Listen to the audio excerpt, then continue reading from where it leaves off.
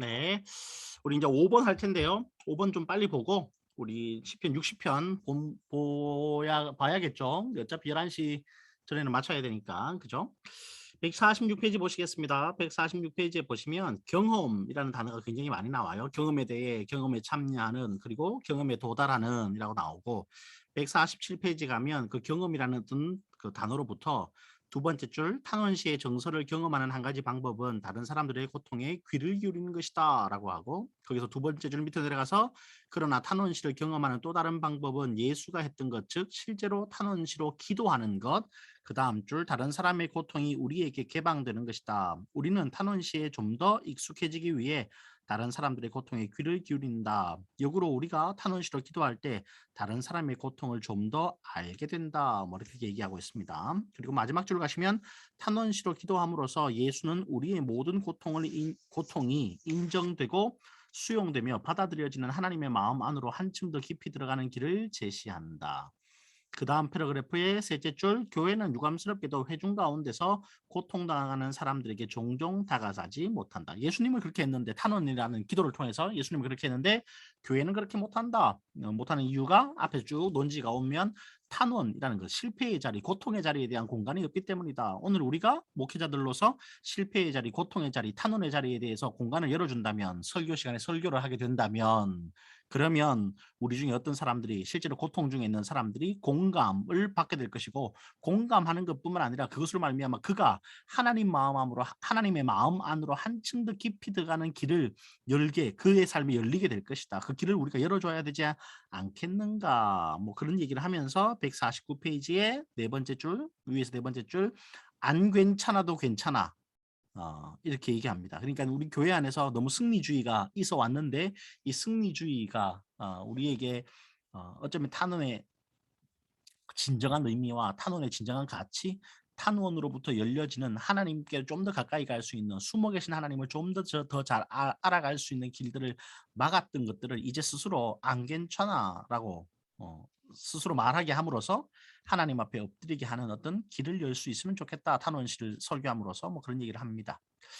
목회하다 보면 여러분들도 아마 이제 여러분의 목회지에서 느낄지 모르는데 목회하다 보면 가장 어려운 사람이 뭐냐 하면 문제가 있음을 인정하지 않는 사람들입니다. 내 삶에 문제가 있음을 인정하게 되면 참 쉬워요. 상담하기도 쉽고 같이 기도하자고 얘기할 수도 있고 성경 공부를 통해서 뭐를 알려주기도 참 쉬운데 어떤 사람들이 있냐면 I'm okay 이런 사람이 있어요. 난 다 괜찮아. 나 지금 먹고 살기도 괜찮고 나는 우리 집에도 괜찮고 우리 가정도 괜찮고 우리 자녀들도 괜찮고 나는 다 괜찮아요. 나는 아무 문제 없어요. 근데 진짜 문제가 있어 보이거든요. 밖에서 보면. 목회자 입장에서는 정말 문제인데 본인이 그 문제를 인정하지 않는 사람들. 그게 뭐 어쩌면 이럴 수도 있어요. 왜 우리나라 옛날부터 그런 말 있잖아요. 뭐 "잘 잤어?" 하면 무조건 "잘 잤어." 해야 되지 "아니 못 잤는데." 이렇게 하면 욕 먹잖아요 우리. 안 그렇습니까? 어? "How are you?" 이렇게 물으면 "I'm fine, thank you." 해야지 "I'm not good. so so." 이렇게 하면 우리 욕 먹잖아요. 솔직히 욕 먹지 않습니까? 우리 그런 문화가 있어요. 교회 안에서도 그런 문화가 있지 않습니까?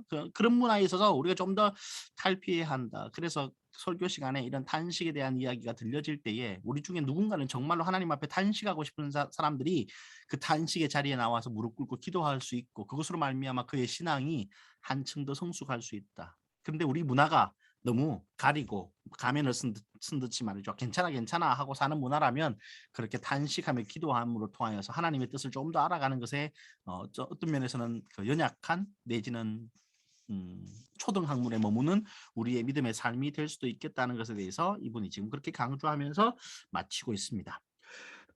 요약과 적용입니다. 149 페이지 1번 탄원시 안에 있는 탄원과 찬양 사이의 특정한 움직임을 주목해야 하고 두 번째 어떤 고통의 경험들이 이 움직임 안에서 묘사되는지를 확인해야 하고 여기서 우리는 시편의 특정한 삶의 자리 sits in living 삶의 자리가 아니라 경험의 모양과 질감에 관심을 가져야 한다. 도대체 어디가 이 삶의 자리인가가 아니라 도대체 왜 이 사람은 이런 기도를 하고 있는가에 대해서 관심을 가져야 한다. 탄원 시는 시이기 때문에 다양한 적용을 허락한다. 우리가 고통에 대한 묘사들로부터 하나님, 믿음의 삶, 일반적인 현실에 대해 어떤 메시지를 끌어낼 수 있는지를 파악해야 한다. 당신이 시편에 묘사된 공, 고통을 확인할 때 실제로 시편의 언어로 기도하고 스스로 탄원과 찬양 사이의 움직임을 경험하고 당신 자신의 경험과 다른 사람의 경험을 가져옴으로써 탄원시를 참여하라. 특별히 우리는 다른 사람이나 나 자신의 삶에 있어 있는 어떤 특정한 고통의 경험이 시편에 표현된 것과 비슷한가라고 질문할 수 있다. 뭐 이렇게 해서 탄원 시편을 설교할 수 있는 방법을 열어주겠다. 열 수 있다. 뭐 그렇게 표현하는 것 같습니다. 여기까지는 우리가 그냥 책을 본 것이고요. 자, 이제 여러분 성경책을 꺼내 보십시오. 시편 60편을 보시겠습니다. 우리 시편 60편을 총알과 같이 한번 봐봅시다. 자, 성경책 다 펴졌죠? 이제 뭐 화면을 볼 필요도 없고 그냥 성경책만 계속 보시면 됩니다. 저도 여러분 안 보고 성경책만 보고 얘기할 거니까요. 자, 성경책 시편 60편 보시면 1절에 이렇게 시작하죠. 하나님이여 주께서 우리를 버려 흩으셨고 분노하셨사오나 지금은 우리를 회복시키소서. 그러니까 하나님이 버렸다, 흩으셨다, 분노하셨다. 이게 대해서 하나님 앞에 탄식하고 있는 이야기가 나오네요. 시편 60편을 좀 보면 1절에서 1절에서 5절까지가 하나님께 대한 탄식과 간구가 있고요. 6절에서 8절이 하나님의 말씀이 나와요. 하나님께서 이렇게 말씀하셨다가 나오고 9절에서 12절에 가면 다시 탄식이 나옵니다. 그러니까 탄식시 중에 좀 독특해요. 탄식과 찬양과 감사로 끝나는 것이 아니라 탄식이 있고 하나님의 말씀이 있고 다시 탄식이 나와요. 근데 이 탄식이 앞에 1절에서 5절 그리고 9절에서 12절에 있는데 탄식 안에 각각 뭐가 들어있냐면 감사 내지는 소망이 포함되어 있어요. 탄식 안에 슬쩍슬쩍. 예를 들어서 1절에도 그렇죠. 지금은 우리를 뭐 하라고요? 회복시키소서. 이렇게 갑자기 탄식 뒤에 갑자기 좀 붙어 있어서 일반적인 탄식 시와는 조금 다른 형태로 탄식이 이루어지고 있다는 것을 보여줍니다. 여기서 이 시인이 말이죠. 하나님의 주께서 우리를이라고 해서 자기가 당하고 있는 이 삶의 고난의 주체가 하나님이심을 분명히 딱 못을 박습니다. 이 사람이 지금 겪고 있는 것은 표제어를 좀 봐보면 표제어에 따라서 봐보면 아마 전쟁에서의 패배일 거예요. 표제어에 따라서 읽어보면 전쟁이 일어났는데 전쟁에서 하나님과 더불어 승승장구했어야 하는데 전쟁에서 실패했습니다. 여러분 전쟁에서 실패라는 것은 단순히 그래 다음에 이기면 되지 뭐 이번엔 졌으니까 다음에 또 이겨야지 이게 아니죠. 전쟁에서 실패는 다 잃는 거예요. 그죠? all or nothing이 전쟁이니까 다 잃었습니다. 그 다 잃은 사람이 하나님 앞에 엎드렸습니다. 그리고 말하기를 뭐라고 말하냐면 하나님 우리 군사력이 약해서 저쪽에 군사가 강해서 우리가 계획을 잘못 짜서 작전이 잘못돼서 뭐 전장을 잘못 찾아서 우리가 졌습니다가 아니고 하나님 우리가 졌는데 뭐 전제가 돼 있고 이건 하나님께서 우리를 버려 흩으셨고 분노하셨기 때문입니다. 이렇게 표현하고 있습니다. 특별히 이 버리다는 말은요. 기본적으로 자나흐인데 이 자나흐라는 말은 자나흐라는 말의 기본적인 사용은 거절입니다. 하나님께서 버렸다는 말을 좀 다른 말로 표현하면 어떻게 표현할 수 있냐면 하나님께서 거절하셨다라고 표현할 수 있겠습니다. 그러니까 하나님이 이스라엘과 함께 늘 동행하셔야 하는데 갑자기 하나님께서 무엇 때문인지 몰라도 하나님께서 거절하신 거예요. 그게 대해서 하나님의 거절하심으로 말미암아 우리는 흩어졌고 하나님께서 분노하셔서 우리는 버려졌다. 뭐 그렇게 지금 기도하고 있습니다. 그 기도 중에 이 시편의 기자가 뭐라고 얘기하냐면 지금은 우리를 회복시키시옵소서 이렇게 기도하는데 말이죠. 이 회복시키다를 할 때 이 회복하다는 단어가 뭐냐 하면 슈브예요. 슈브 돌이키다. 돌아오게 하다. 하나님께서 우리를 버려서 흩으셨으므로 그래서 분노하셨으므로 이제 우리를 용서하시고 회복 돌이켜 주십시오. 이렇게 얘기하고 있는데 이 돌이키다는 슈브의 단어가 굉장히 전략적입니다. 왜 전략적이냐 하면 이 첫 번째로 표면적으로 보면 이 슈브 회복하다 돌아오다가 말이죠. 흩어진 우리가 돌아오다 하잖아요. 그죠? 흩어진 우리를 돌아오게 하다. 근데 이 기도의 시작점을 잘 보십시오. 하나님이 우리를 뭐 했다고요? 버렸다고요. 거절했다. 그런 말은 하나님이 우리를 떠났다는 얘기죠. 그래서 말입니다. 이 슈브가 두 가지 양태로 읽혀질 수 있는데 첫 번째 양태는 우리를 떠나게 흩어지게 하신 하나님이 다시 모아 주십시오. 그래서 회복시켜 주십시오가 되지만 다른 하나의 의미는 우리를 떠나셨던 하나님이 우리에게로 돌아오십시오. 우리에게 돌아오시면 그것이 정말로 우리의 삶의 회복입니다라는 어떤 기도의 요소 속에서 이 회복이라는 단어를 슈브라고 써서 굉장히 전략적으로 이 시편의 기자가 고백하고 기도하고 있다고 보여집니다. 이 고백이 1절이 어디와 맞물리냐 하면 여러분 왜 또 이 사람이 이 모든 환란의 근원을 하나님께서 찾냐 하면 하나님이 심판하셨어요. 하나님이 전쟁에서 패하게 하셨습니다. 자 그러면 전쟁에서 다시 회복되려면 누가 필요하냐면 하나님이 필요하죠. 그 하나님이 필요하다는 것을 강조하기 위해서 하나님이 모든 이 일의 주권자이심을 강조하고 그것을 나타내기 위해서 또 뭐라고 하냐면 11절 가보십시다. 11절 가시면 우리를 도와 대적을 치게 하소서 사람의 구원은 헛됨이니이다. 곧 하나님이 우리를 버려 그러니까 모든 이 실패와 환란의 원인은 하나님께 있으므로 사람이 어떻게 우리를 구원하겠습니까? 사람이 우리를 구원할 수 없습니다라는 완전한 하나님의 신뢰를 드러내기 위해서 1절에 탄식이 주어진 겁니다. 하나님 우리를 버렸다. 우리를 흩으셨다. 우리에게 분노하셨다라는 탄식은 그냥 마음이 괴롭고 아파서 하나님을 비난하기 위해서 하는 말이 아니라 11절을 하고 싶은 거예요. 사람의 구원이 나를 구원할 수 없으므로 나를 버리신 하나님께서 나를 찾으시면 나를 흩으신 하나님께서 나를 모으시면 내게 분노하신 하나님께서 내게 긍휼을 베푸시면 그것이야말로 내 삶의 구원입니다를 말하고 싶은 거죠. 그게 어디 드러나냐? 10절 보십시오. 하나님이여 주께서 우리를 버리지 아니하셨나이까? 하나님이여 주께서 우리 군대와 함께 나가지 아니하시나이다. 하나님께서 우리와 함께 하지 아니하심으로 말미암아 이루어진 실패이기 때문에 이제 하나님은 우리에게로 돌아오십시오라고 기도합니다. 그런데 그 기도에서 놀라운 점이 뭐냐 하면 12절 우리가 하나님을 의지하고 용감하게 행하리니 그는 우리의 대적을 밟으실 이심이로다인데 하나님이 돌아오면 하나님이 그래서 우리 앞서 계시면 그 앞서 계신 하나님으로 말미암아 우리가 다시 용감하게 행할 수 있고 그래서 우리의 대적을 하나님의 승리에 따라가며 하나님이 넘겨들어 놓으신 대적의 목을 밟듯이 그들을 우리가 밟을 텐데 뭐 그런 고백인데 말이죠. 여기서 밟다라는 단어가 부스예요. 부스. 여러분 좀 전에 1절에서 말이죠. 회복시켜 주십시오의 단어가 뭐라고요? 슈브예요. 12절에 우리가 밟겠습니다의 단어가 부스입니다. 여러분 어떤 차이가 느껴지십니까? 이게 히브리 말로 적으면 슈브는요. 쉰, 와우, 베트가 되고요. 부스는 베트, 와우, 사멕이 됩니다.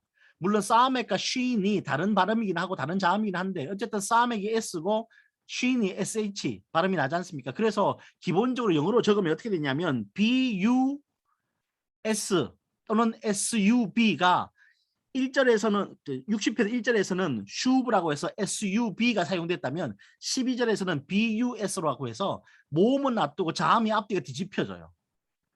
시편 기자가 아주 전략적으로 뭐라고 얘기하냐면 하나님이 돌아오시면 또는 우리를 돌아오게 하시면 슈브 역전되어서 상황이 반전될 텐데 우리가 지금 전쟁에 실패하여서 실패자로 있지만 하나님이 돌아오시면 슈브 상황이 반전될 텐데 어떻게 반전되냐 하면 우리는 부스 적군의 목을 밟는 사람들 적군을 밟고 일어나는 사람들로 우리는 다시 하나님과 함께 서게 될 것입니다를 기도하는 기도가 지금 60편 1절에서 12절이 상응되고 있습니다. 그 속에서 한 가지 또 보이는 것이 뭐냐면 2절에 가시면 주께서 땅을 진동시키사 갈라지게 하셨사오니 그 틈을 기우소서 땅이 흔들림이니이다. 여기서 깊다는 말은 이 나들른 그러니까 천이 잘라졌는데 천이 나누어졌는데 실을 이렇게 감아서 착 당기면 두 천이 이렇게 맞붙듯이 이렇게 되는 것을 깊다고 하는데 지금 여기서 말이죠. 갑자기 땅의 진동과 지진 같은 것을 언급하는 이유는 뭐냐 하면 나중에 가서 사람의 구원이 아니라 하나님의 구원을 강조하기 위한 또 다른 강조점입니다. 자기가 당하고 있는 심판의 크기를 말하는 도 있겠습니다만 자기가 당하는 심판의 크기를 땅의 진동함으로 비교시킴으로써 땅의 진동을 사람이 관여할 수 없음을 그것은 하나님의 영역임을 땅이 갈라져서 빠져들어간 것 같은 심판은 하나님의 영역임을 그래서 이 땅을 메우셔서 우리를 회복시키는 것은 하나님께서만 하실 수 있음을 강조하기 위해서 진짜 하나님을 잘 알고 있는 거죠. 계시하신 하나님을 그 창조주 하나님을 너무 잘 알고 있는 시편 기자의 기도라고 할 수 있는데 그 땅을 부처라고 합니다. 그런데 여기서 말이죠. 이 깊다라는 말이 방향성이 좀 있는데 이 깊다라는 말의 기본적인 의미는 라파예요. 라파 히브리 말로 라파 어디서 많이 들어보셨죠? 여호와 라파 치료하시는 하나님. 근데 여기서 라파 깊다라는 이 말의 기본적인 방향은 가라앉히다라는 방향이에요. 내려앉히다. 뭔가를 위에서부터 아래로의 방향이 나옵니다. 반면에 4절 보시면 주를 경외하는 자에게 깃발을 주시고 진리를 위하여 달게 하셨나이다 해서 깃발은 무언가 아래에서 위로 올리는 방향이죠. 그래서 시편 기자가 탄식하는 가운데 찬양하는 것이 뭐냐 하면 하나님은 오늘 하나님의 능력으로 우리를 낮출 수 있고 우리의 삶의 지경을 마치 지진이 일어나서 온통 뒤어 마치 파도가 높아져서 그 파도 위에서 방황하고 있는 것 같은 우리의 삶을 낮게 해서 평온하게 하실 수 있으며 그 평온을 위해서 우리 삶에 또 다른 구원의 깃발을 들어주실 수 있는 하나님. 여기서 깃발은 네스인데 우리가 여호와 니시 할 때에 니시가 되면 나의 깃발이고 네스는 그냥 깃발인데 이 깃발은 어떤 깃발이냐면 전쟁이 승리하고 난 다음에 올리는 깃발이 아니고요.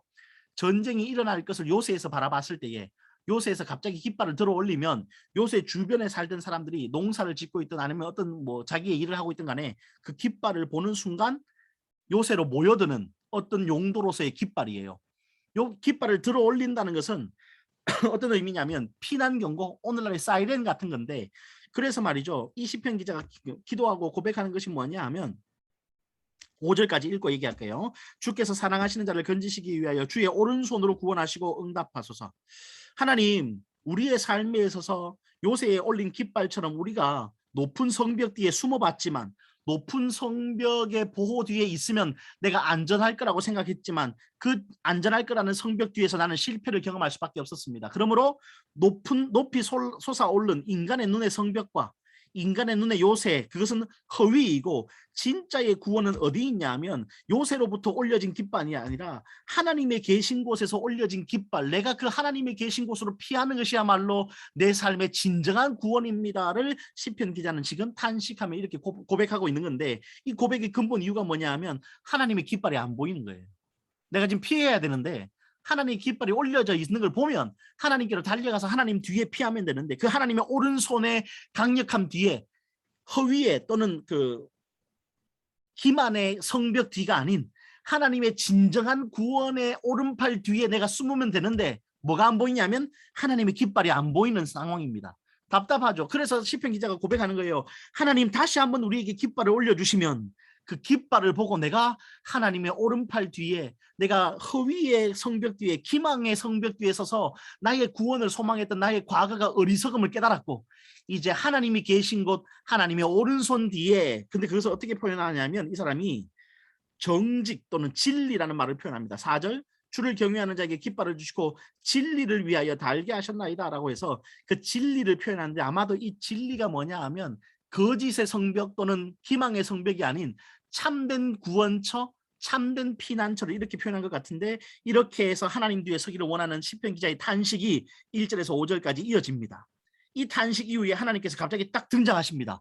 하나님 말씀하세요. 계시입니다. 여기가 하나님이 그의 거룩하심으로 말씀하시되 계시죠. 내가 뛰놀리라 내가 세겜을 나누며 숫꽃 골짜기를 청량하리라. 길르앗은 내 것이요 므낫세도 내 것이요 에브라임은 내 머리에 투구요 유다는 나의 규이며 이 지금 등장하는 지명들은 다 이스라엘이 중심되는 그 지역들인데 이 말이 지금 어디와 맞부딪힐 수 있냐면 그 위에 나오는 땅이 흔들림 같습니다. 땅을 기우소서 할 때에 이 땅의 주인이 누구인지 고백한 시편 기자의 고백을 그대로 받으셔서 하나님이 그래 그 땅 다 내 거야. 네가 잘 알고 있네. 뭐 그렇게 말씀하시는 거예요.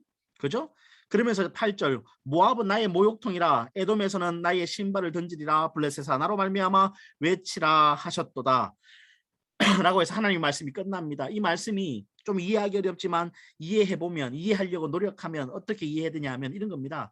하나님이 다 알아서 하시는 거야. 내가 다 알아서 하는 거야.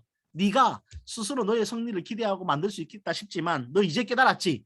내가 이 모든 승리의 주인공이고 내가 이 모든 것을 다스리는 하나님인 걸 네가 이제 참으로 다시 깨닫기를 원한다. 모압은 나의 모욕통이야. 전쟁이 끝나고 난 다음에 더러워진 승리자가 더러워진 몸을 씻는 어떤 물통 같은 세면기 같은 모습인데 이것이 모압의 정복에 대해서 말씀하시는 거고 모압이 종로로 탈 것이라는 것에 대해서 말씀하시는 하나님의 주권을 드러내시는 장면이고 뒤로 나가서 나의 신발을 던지리라는 이 전쟁에서 신었던 무거운 신발 꽉 가죽끈을 해서 꽉 짜매었던 신발을 벗는다는 말은 전쟁이 끝났다는 얘기죠. 그리고 이 전쟁은 승리로 끝났기 때문에 이렇게 기쁘게 벗을 수 있는 것이거든요. 그래서 이 전쟁의 주인도 하나님이심을 드러내시는 하나님의 주권이 스스로 하나님의 입을 통하여서 시편 기자에게 선포되는 장면이 6절, 7절, 8절 그리고는 9절 가시면 다시 누가 나를 이끌어 견고한 성에 들이며 왜냐하면 좀 전에 깃발이 안 보이기 때문이에요. 깃발이 올랐으면 그 깃발 보고 내가 뛰면 되는데 어디로 뛸지를 모르는 겁니다. 깃발이 안 올라왔으니까. 그래서 다시 탄식이 있는 겁니다. 하나님 다 알아요. 하나님이 주권자이심을 나도 다 압니다. 이제 다 깨닫습니다. 그런데 그 깃발 어디 있습니까? 내가 달려가기를 원하는데, 방향이 있기를 원하는데 하나님 가르쳐 주십시오. 그게 바로 누가 나를 이끌어 견고한 성에 들이며 누가 나를 에돔에 인도할까? 하나님이여 주께서 우리를 버리지 아니하셨나이까? 하나님이여 주께서 우리를 군대와 함께 나가지 아니하시나이다. 갈 바를 알 수 없고 갈 때도 하나님이 알다. 죄송합니다.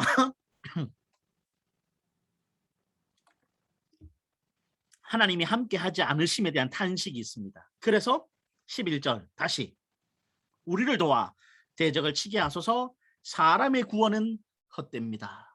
이게 진짜 이 시편 기자가 하나님께 하고 싶은 말이죠. 그래서 다시 등장합니다. 그리고 묘한 모티브의 전환이 일어나는데 어떤 모티브의 전환이 있냐면 1절에서 5절까지의 탄식에서는요. 무언가 전쟁의 상황에 숨어드는 사람, 보호받기를 원하는 사람의 모습이에요. 요새 뒤에 하나님의 오른팔 뒤에 보호받기를 원하는 사람의 모습이라면 갑자기 9절에서 12절에 나타나는 이 시인의 모습은요.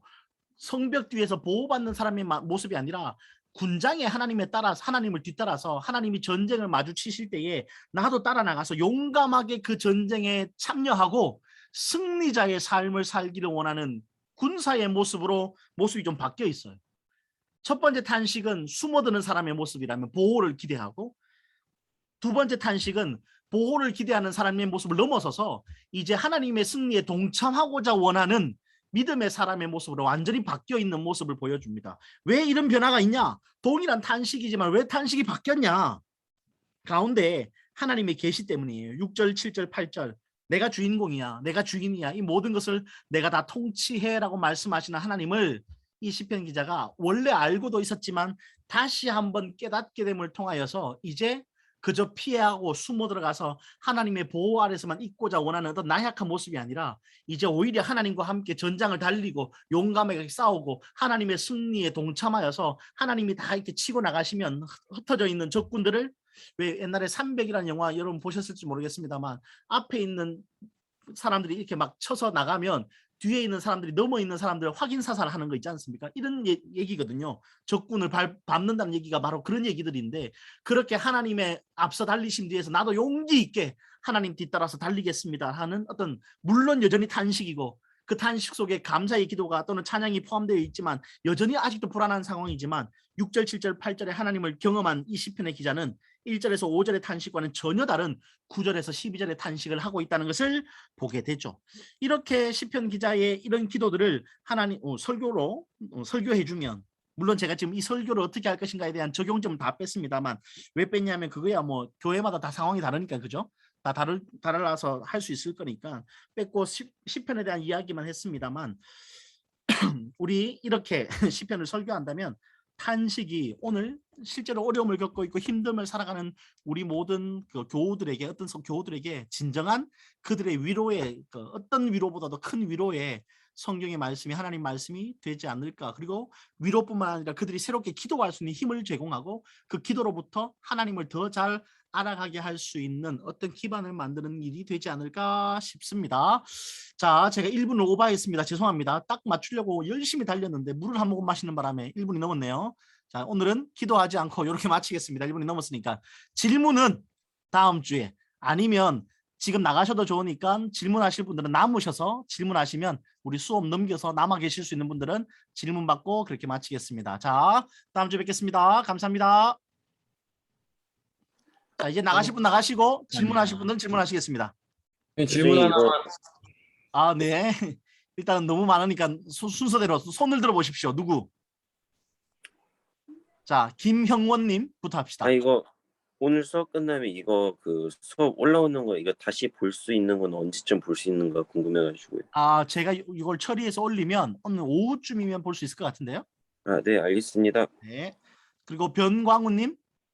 네, 교수님, 전 좀 그 사역 실천적인 면에서 궁금한 게 있는데, 네. 이제 그 올바른 탄원과 탄식이 되려면 탄원 전에 자신에게 계시하신 이제 하나님에 대한 은혜가 있음을 기억을 해야 된다고 생각이 드는데, 네. 그런 은혜의 기억은 이제 온데간데 없고 탄식에만 계속 빠져 있는 성도도 결국에는 그 탄원 안에서 은폐에 계신 하나님을 알고 깨달을 수가 있는지. 가 좀 궁금합니다. 그런 성도들에게 있어서 목회자가 또 어떻게 위로를 해줄 수가 있는지 참 고민이 있어서. 실제로 경험하고 있는 일인가요? 네, 그런 성도들 한 몇 년 동안 이제 같은 또래, 제가 지금 사역은 하고 있지는 않지만 같은 이제 리더로서 그런 캠프원들을 몇 년 동안 그 반복되는 과정들을 네네. 보면서 오늘 이 또 교수님 설명해 주는 거 보고 좀 궁금해져서 여쭤봤습니다. 만약에 뭐 저도 답은 아니에요. 저도 목회를 하면서 여러 가지를 시도하고 그리고 어떤 상황에 딱 맞는 답이 늘 있다고 저는 생각하지 않습니다. 그리고 음, 설교 조금 다른 곳으로부터 시작하면 설교자가 제일 피해야 할 함정 내지는 목회자가 제일 피해야 할 함정 이거는 일반 CEO들 기업의 CEO들도 하는 말인데 어제의 승리 또는 어제의 성공이 오늘의 발목을 잡을 수 있다는 것을 늘 기억을 해야 해요. 그러니까 어제의 방식이 오늘의 해답이 될 거라는 생각을 하면 우리는 도태될 수 있거든요. 하나님과의 만남도 마찬가지고 기도도 마찬가지고 우리 이제 설교자로 살아가는 삶이므로 설교도 마찬가지인데 어제 그 성경을 해석했던 방식으로 오늘 다시 그 성경을 해석하는 것이 우리의 성경에 대한 조망을 넓혀가는 발목을 잡을 수 있어요. 그렇다는 말은 상담을 할 때도 마찬가지인데 누군가를 이렇게 상담을 했더니만 이렇게 되더라. 그 승리의 공식이 내 머리에 딱 들어와 버리면 누구를 상담할 때도 그렇게만 하려고 하는 우리의 너무 자연스러운 내면적인 욕구가 일어나거든요. 그게 대해서는 좀 배격해야 되고 그래서 어떤 상황이든지 간에 그 상황에 맞는 것들을 기도하면서 하나님께서 성령으로 영감 주셔서 내가 잘 대처할 수 있도록 기도하는 게 1번, 저는 그게 1번이라고 생각하고요.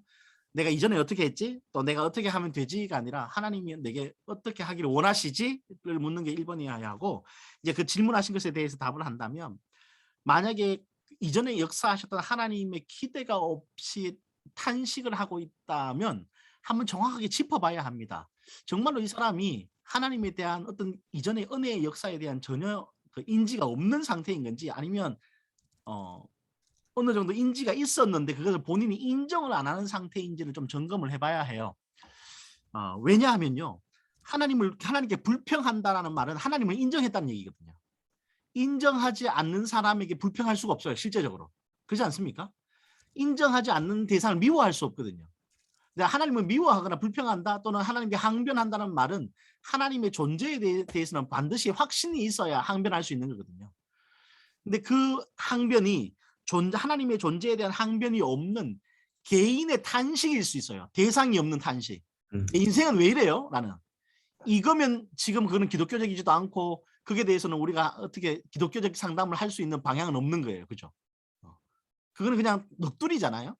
그래서 잘 따져봐서 이가 정말로 하나님을 향한 인지가 있고 하나님이 왜 내 삶을 이렇게 하시는 것에 대한 어떤 불평이고 항변이라면 그것이 맞다고 판단된다면 저는 오히려 하나님께 그렇게 탄식하며 누군가에게 말하지 말고 하나님에 관해서 터뜨리지 말고 그렇게 말해도 좋지만 하나님과 직접 그것을 대화해보라고 하나님께 그 탄식의 말들을 다 쏟아내어 보라고 아마 할 것 같아요. 물론 그런데 그 상황에 있는 친구들이 그렇게 잘 하지 않습니다. 네. 넋두리가 많아요. 안 그렇습니까? 네, 맞습니다. 네. 다른 분 계실까요? 질문?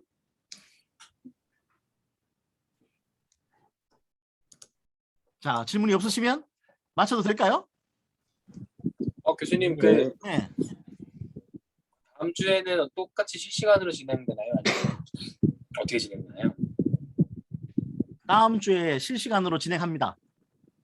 다음 주에는 우리 다음 수업 시간 듣는 분이 계셔서 여기에서 혹시 먼저 말씀을 좀 드리면 다음 주에는 이 수업은 실시간으로 하고요. 그 다음 수업은 아마 유튜브로 할 것 같은데 유튜브로 하든지 아니면 제가 좀 당겨서 하루 전에 주일 저녁이라든지 아니면 월요일 저녁이라든지 그렇게 할 것 같은데 오늘 논의해서 왜냐하면 갑자기 누군가가 코로나 시기에 오후 1시에 다음 주에 결혼한대요. 그래서 제가 결혼 주례를 가야 돼서 갑자기 결혼을 그렇게 2주 만에 갑자기 한다고 할 수 있는 거예요, 요즘? 사람들이 그런 겁니까?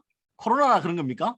분명히 저한테 8월 달에 한다고 했다가 목사님 안 되겠습니다. 코로나 때문에 미루겠습니다 했는데 갑자기 지난주에 와서 결혼한다고 하길래 깜짝 놀랐습니다. 결혼을 그렇게 번개꿀에 콩고물 먹듯이 해도 되는 건지 결혼식을 해도 되는지 모르겠습니다만 제가 다음 주 1시에 결혼식 주례가 있어서 영등포에서 오후 수업은 좀 더 시간을 바꾸거나 아니면 다들 못 오시면 제가 그냥 유튜브로 수업할 거고요.